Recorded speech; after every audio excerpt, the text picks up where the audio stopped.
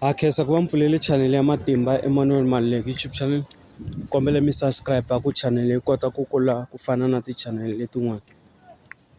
Xana why loko ku yiwa a ku celeni hi wavunharhu kumbe loko tiko ro karhi ri veke siku ri ku hayi laha ka tiko ra ka hina hi cela hi siku ra so loko ku ri na nkosi laha tikweni, ivi loko siku leri ri fikile va muti va ku yini hi famba na lava vo cela ende sweswo swo boha ku va famba na vona ku va endle va ya komba laha munhu wa vona va lavaka ku a tlela kona. Loko ku ri ke ni etindhawu ta masipala va ta fika va va komba va ku hayi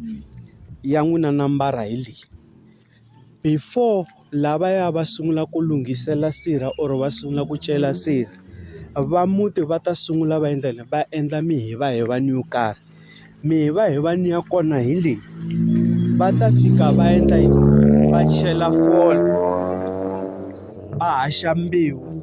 loko va chela fole va haxa mbewu va va va kha va vikela ve le hansi lahaya ka fole va endlela ku vikela ve le hansi va va tivisa ku hayi n'wina vokokwani swimanimani mi nga hlamali loko mi vona ntukulu wa n'wina a ta kwala mi nga kona. Ntukulu wa n'wina i vabyini i xanisekile kumbe ntukulu wa n'wina i love hi rifu ra xitshuketana, hi kombela mi endlela mi n'wi amukela mi n'wi hlayisa mi n'wi komba tindlela ku kwala a nga kona. Ivi loko va heta va endlela va haxa mbewu liya va haxela yini or mavele lamaya or timanga va ri yini hi kombela ku sweswi i nga famba wena ntukulu or wena papa or wena mhani or mani, hi kombela ku kwale i yaka kona hi ku nyika mbewu hi leyi famba na yona i fika i byala, loko i fika i byala leyi ku ta huma yini ku ta huma ntshovelo lowu u nga ta fika u tshovela i hi tisela wona ku hala misaveni hi ta kota ku dya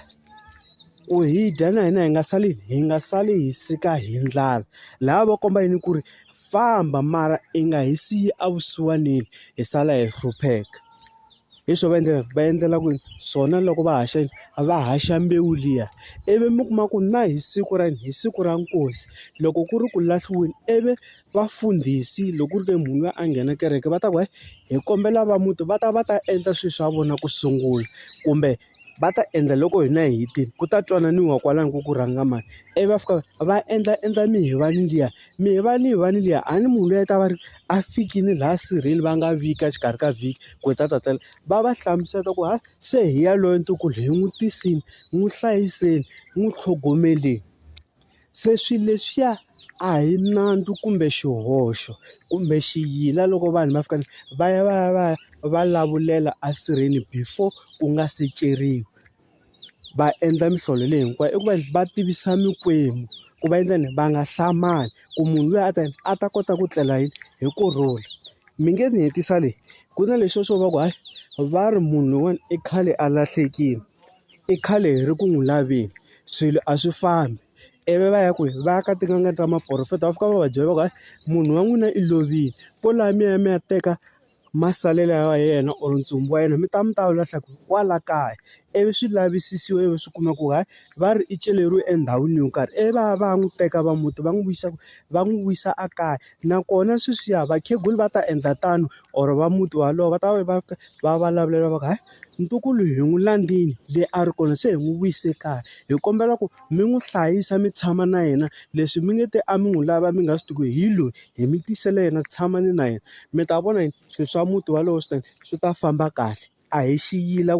ku chela fole before ku nga se ceriwa emasirheni. Na khensa ku va mi languta chanel ya Matimba Emmanuel Maluleke YouTube channel, kombela mi subscribe ku channel yi kota ku kula. Danko.